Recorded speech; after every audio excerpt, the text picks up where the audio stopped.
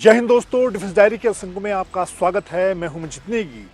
Defence diary का ये अंक खास है क्योंकि भारतीय सेना 75वां आर्मी डे मना रही है। डिफेंस डायरी में बात करेंगे एक और महावीर की, एक ऐसे महायोद्धा की जिसे युद्ध के मैदान में 2 बार महावीर चक्र से सम्मानित किया गया और वो अधिकारी युद्ध के मैदान से लेकर सेना प्रमुख के पद तक पहुंचा।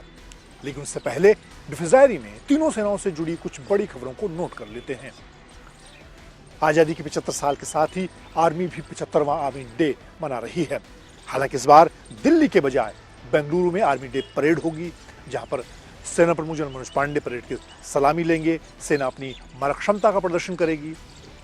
लेकिन उससे पहले दिल्ली में अपनी सालाना प्रेस कॉन्फ्रेंस के दौरान सेना प्रमुख जनरल मनोज पांडे ने सेना की तैयारियों का एक खाका मीडिया के सामने भी रखा। पहली बात, सेना में महिलाओं की बढ़ती ताकत को लेकर पहली बार भारतीय सेना कोर ऑफ आर्टिलरी में महिला अधिकारियों को कमीशन देने जा रही है।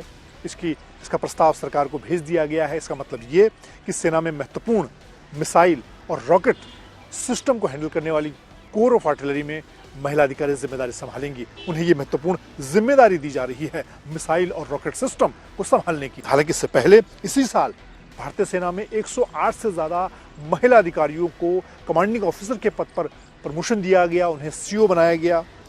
उसी दिशा में उन्हें military intelligence, military air defence, ordnance service जैसे कमान में उन्हें कमांडिंग ऑफिसर की जिम्मेदारी दी गई।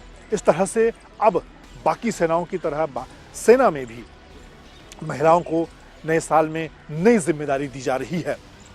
उन्हें ज्यादा महत्वपूर्ण पद दिए जा रहे हैं और इसी में कोर ऑफ आर्टिलरी एक महत्वपूर्ण निर्णय है। बात सेना की तैयारियों की कर लेते हैं। सेना प्रमुख जनरल मनोज पांडे ने कहा कि भले ही इस वक्त उत्तरी सरहद पर चीन के साथ शांति के हालात बने हुए हों, लेकिन भारतीय सेना चीन की हर तैयारी पर, हर मूवमेंट पर नजर बनाए हुए है।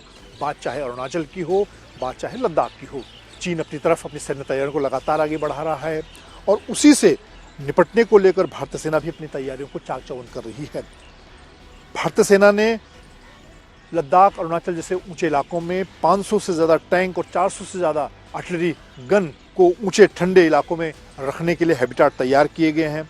इसके अलावा 50,000 से ज्यादा सैनिकों को 12,000 से लेकर 18,000 फीट की ऊंचाई में बर्फीले मौसम में दुश्मन से मुकाबला करने के लिए उनके लिए हैबिटाट तैयार किए गए हैं। उन्हें खास तरह के ऐसे हटमेंट बनाए गए हैं, ऐसे घर बनाए गए हैं जिसमें वो मौसम की मुश्किलात से बच सकें। तो इस तरह से सैन्य तैयारियों के मोर्चे पर भी भारतीय सेना लगातार अपनी तैयारियों को चाक चौबंद कर रही है। डिफेंस डायरी में बात अब एक ऐसे महायोद्धा की जिसे 2 अलग अलग युद्ध के मोर्चों पर महावीर चक्र से सम्मानित किया गया। 1965 पाकिस्तान के खिलाफ युद्ध में और 1971 में 2 बार महावीर चक्र से सम्मानित किया गया और ये महायोद्धा सर्वोच्च पद यानी कि सेना प्रमुख के पद तक पहुंचा। हम बात कर रहे हैं जनरल अरुण श्रीधर वैद्य की, जनरल एएस वैद्य के नाम से जिन्हें जाना जाता है। वैद्य का जन्म 27 जुलाई 1926 को मुंबई में एक मराठी परिवार में हुआ। उनके पिताजी सरकारी सेवा में थे। मुंबई में अपनी पढ़ाई लिखाई करने के बाद 20 अक्टूबर 1945 को उन्हें सेना में आपातकालीन कमीशन दिया गया। लेकिन कुछ साल बाद साल 1947 में वो रेगुलर लेफ्टिनेंट के रूप में सेना में शामिल हो गए। अब बात साल 1965 की, जब लेफ्टिनेंट एएस वैद्य लेफ्टिनेंट कर्नल के पद तक पहुंच चुके थे और उस वक्त 1965 में भारत और पाकिस्तान के बीच लड़ाई शुरू हो गई। उन्हें दक्कन हॉर्स की कमान दी गई। ये टैंक रेजिमेंट की यूनिट थी और उन्हें चविंडा की लड़ाई में पाकिस्तान के 6वें बख्तरबंद डिवीजन का घेराव करने और उन्हें घेरने की जिम्मेदारी दी गई। लेफ्टिनेंट कर्नल अरुण श्रीधर वैद्य ने पाकिस्तान के खिलाफ इस ऑपरेशन में पंजाब में 11 सितंबर 1965 तक अपनी यूनिट की कार्रवाई से अपनी दक्कन हॉर्स की यूनिट के नेतृत्व में टैंकों से लगातार पाकिस्तान पर भारी हमला किया, पाकिस्तानी सेना के छक्के छुड़ाए। और उस वक्त पाकिस्तानी सेना के पास पैटर्न टैंक थे जिन्हें गंभीर नुकसान पहुंचाया गया। उन्होंने अपनी व्यक्तिगत सुरक्षा की परवाह किए बगैर वो एक सेक्टर से दूसरे सेक्टर में, क्योंकि उस वक्त टैंकों की लड़ाई अहम होती थी, सरहद पर, पंजाब सरहद पर लंबी दूरी तक टैंक मार कर सकते थे और ऐसे में उन्होंने 10-11 सितंबर को पाकिस्तान के पैटर्न टैंकों पर प्रभावी और घातक हमले किए। उन्होंने करीब 70 टैंकों को नष्ट करने का काम किया, जिसमें करीब 38 टैंक दक्कन हॉर्स ने अकेले उनकी यूनिट ने नष्ट किए। और उनकी इस तरह से इस लड़ाई में 1965 की जंग में लेफ्टिनेंट कर्नल अरुण श्रीधर वैद्य ने अपनी नेतृत्व क्षमता से पाकिस्तानी सेना की इस को भारी नुकसान पहुंचाया, उनके टैंकों को नेस्तनाबूद करने में अहम भूमिका निभाई। उनकी इस वीरता के लिए, नेतृत्व क्षमता के लिए उन्हें महावीर चक्र से सम्मानित किया गया। लेकिन लेफ्टिनेंट कर्नल अरुण श्रीधर वैद्य की कार्यकुशलता, उनकी वीरता, नेतृत्व क्षमता यहीं पर नहीं रुकी। उन्हें एक और मौका 1971 के युद्ध में मिला, जब वो ब्रिगेडियर के तौर पर एक ब्रिगेड की कमान संभाल रहे थे। जफरवाल सेक्टर में उनके पास एक बख्तरबंद ब्रिगेड की कमान थी, जिसके अंतर्गत टैंक जैसे बड़े हथियार शामिल होते हैं। और उस इलाके में उनके सामने चुनौती थी, क्योंकि सरहद पर माइनफील्ड, बारूदी संगें बड़ी संख्या में बिछाई गई थी, जिनके ऊपर आगे टैंकों को लेकर बढ़ना था। इस दौरान उनके सामने चुनौती इस बात को लेकर थी कि कैसे वो बिना नुकसान के आगे बढ़ें।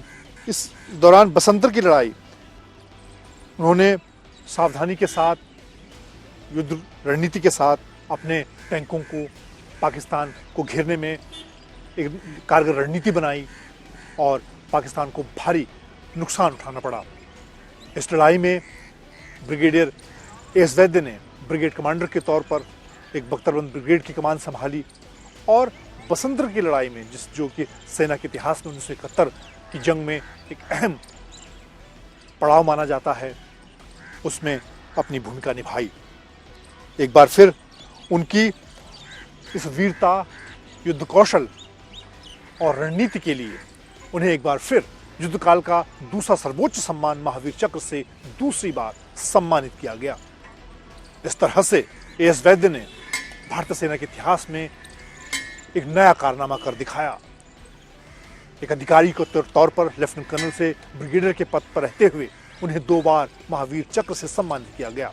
और पाकिस्तान के खिलाफ टैंकों की इस लड़ाई में उन्होंने दोनों ही बार दुश्मन के छक्के छुड़ाए। एस वैद्य का सफर यही नहीं रुका, वो जनरल के तौर पर आगे बढ़ते गए और भारतीय सेना में सेना प्रमुख के पद तक पहुंचे। तो इस तरह से अपनी नेतृत्व क्षमता, वीरता और कार्यकुशलता से जनरल एस वैद्य ने भारतीय सेना के इतिहास में एक सुनहरा पन्ना जोड़ने का काम किया। डिफेंस डायरी में हर अंक में हम आपको ऐसे ही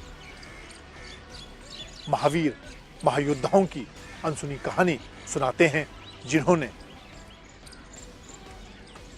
अपनी वीरता और कार्यकुशलता से भारतीय सेना को एक नए मुकाम तक पहुंचाया।